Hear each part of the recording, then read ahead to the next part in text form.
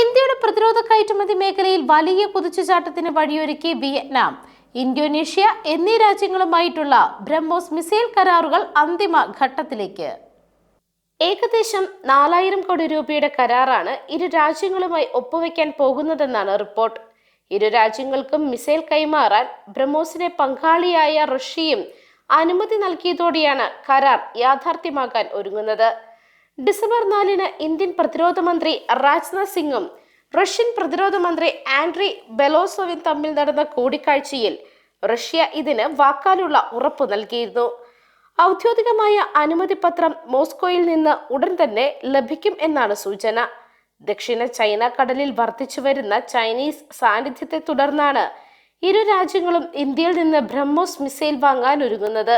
ദക്ഷിണ ചൈന കടലിലെ അവകാശവുമായി ബന്ധപ്പെട്ട് വിയറ്റ്നാമിനും ഇന്തോനേഷ്യയ്ക്കും തർക്കങ്ങളുണ്ട്. ഇത് തുടരുന്നതിനിടയിലാണ് തീരസുരക്ഷ ഉറപ്പുവരുത്തുവാൻ ഇന്ത്യൻ ആയുധങ്ങൾ വാങ്ങുവാൻ ഒരുങ്ങുന്നത്. ആസിയൻ രാജ്യങ്ങളുടെ പ്രധാന പ്രതിരോധ പങ്കാളി എന്ന രാജ്യമായി ഇന്ത്യ ഉയർന്നു വരുന്നതിന് ഇരു രാജ്യങ്ങളുമായുള്ള ബ്രഹ്മോസ് ഇടപാട് സഹായിക്കും. ശബ്ദത്തെക്കാൾ 3 ഇരട്ടി വേഗതയിൽ സഞ്ചരിക്കുന്ന ലോകത്തിലെ തന്നെ മികച്ച സൂപ്പർസോണിക് ക്രൂസ് മിസൈലുകളിലൊന്നാണ് ബ്രഹ്മോസ്. ഇതിന്റെ 290 കിലോമീറ്റർ ദൂരം വരെ സഞ്ചരിക്കാവുന്ന മിസൈലുകളാകും ഇരു രാജ്യങ്ങൾക്കും ഇന്ത്യ നൽകുന്നത്. ഫിലിപ്പീൻസ് ആണ് ഇന്ത്യയിൽ നിന്ന് ബ്രഹ്മോസ് വാങ്ങിയ ആദ്യ രാജ്യം. ഇതിന് പിന്നാലെയാണ് മറ്റു രാജ്യങ്ങളും മിസൈൽ വാങ്ങാനെത്തുന്നത്. News desk Magnavision.